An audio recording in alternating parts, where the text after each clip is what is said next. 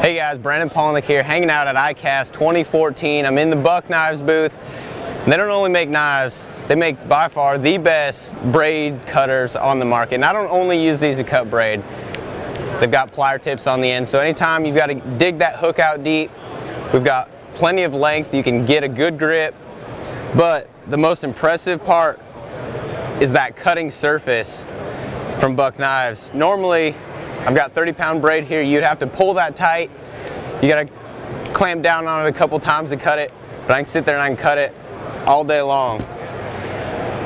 You don't believe me how tough this is, I'll fold it over a couple times, and even when I fold it over, it cuts right through. It's clean every single time. I don't know how many times before in the past I would cut something and it would have frayed ends and you'd try to get it through a tiny little hook eye and you'd never be able to get it through. So it's very important to be able to cut a very clean, precise cut.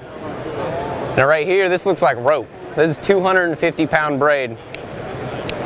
And I can do it all day, every day, 365 days a year.